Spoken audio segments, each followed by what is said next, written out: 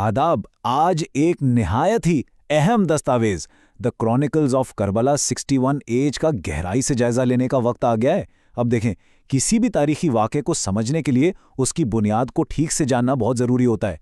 इस तहरीर ने ना बहुत ही मुख्तसर लेकिन इंतहाई ठोस अंदाज में हक़ाइक़ बयान किए हैं।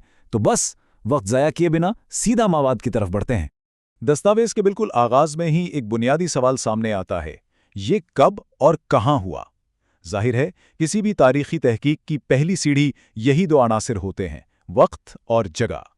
एक इतने बड़े सवाल से शुरुआत करना खुद ब खुद तजस्सुस पैदा कर देता है और ये वाज़े करता है कि आगे आने वाली तफसीलात इसी बुनियाद को मजबूत करेंगी।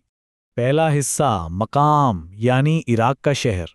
मवाद का असल जुमला ज़रा गौर से सुनिए। करबला, जो कि आज के दौर में इराक का एक मशहूर शहर है, यहाँ महज एक कदीम नाम बोलकर आगे नहीं बढ़ा गया, बल्कि इस मकाम को बिल्कुल आज के नक्शे पर जिंदा कर दिया गया है। एक कदीम तारीखी वाक़े को मौजूदा ज़मीनी हक़ाइक़ से जोड़ने का ये सच में एक बेहतरीन तरीका है। मतलब ये है कि करबला को सिर्फ एक तारीखी मैदान नहीं रहने दिया, बल्कि आज के दौर का एक मशहूर शहर बताया गया है। ये छोटी सी तफसील तारीख के सफ़हात और आज के ज़माने के दरमियान एक मजबूत पुल कायम करती है, ताकि इस मकाम की हकीकत दिमाग में मज़ीद पुख्ता हो जाए। दूसरा हिस्सा, तारीख यानी हिजरी और एडी के हवाले से। यहाँ एक बहुत ही शानदार तकाबली जायज़ा सामने आता है। एक तरफ इस्लामी कैलेंडर की तारीख है 10 मुहर्रम 61 हिजरी, और ठीक उसके बिलमुकाबिल ग्रेगोरियन कैलेंडर का अक्टूबर 680 एडी। अक्सर औकात तारीखदान चांद और सूरज के कैलेंडर्स के चक्कर में उलझ जाते हैं, तो इन दोनों तवारीख को एक साथ पेश करके हर किस्म के इबहाम को बिल्कुल ख़त्म कर दिया गया है। ये होती है मुकम्मल शफाफियत।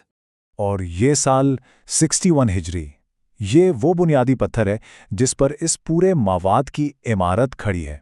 यहाँ तक कि मवाद का उन्वान भी इसी साल से लिया गया है।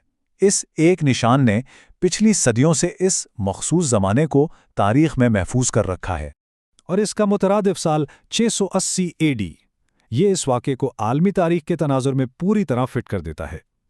इस अदद की बदौलत आलमी सतह पर इस दौर का ठीक ठीक अंदाज़ा लगाना इंतहाई आसान हो जाता है। एक तरह से ये वाक़े की एक आलमी टाइम लाइन दे देता है। तीसरा हिस्सा, यौम आशूरा की पहचान। यौम आशूरा दस्तावेज़ ने 10 मुहर्रम की तारीख को इस मखसूस पहचान के साथ हमेशा के लिए जोड़ दिया है। यही वो नाम है जो अब इस तयशुदा वक्त और दिन की कतई शनाख्त बन चुका है। मवाद इस बिल्कुल वाज़े जुमले के साथ मुकम्मल होता है, इस दिन को यौम आशूरा कहा जाता है। जो सवाल शुरू में उठाया गया था ना, कब और कहाँ, वो यहाँ अपने अंजाम तक पहुँचता है।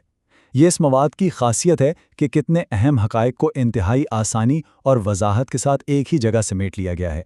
तो इन सब तफसीलात को समेटते हुए एक बड़ा ही अहम सवाल उभर कर सामने आता है। अब जबकि साल 680 एडी का मुकम्मल वक्त, मकाम और दिन पूरी शफाफियत के साथ तस्लीम किया जा चुका है, तो ये ठोस बुनियाद आगे आने वाली तहरीर और बयानिए के लिए रास्ता कैसे हमवार करती है? वक्त और मकाम का ये वाज़े तायन आगे चलकर क्या गहरे नकूश छोड़ेगा? इन्हीं बुनियादी हक़ाइक़ पर इस तारीख की अगली इमारत खड़ी होगी, जो वाकई मज़ीद जानने पर मजबूर कर देती है।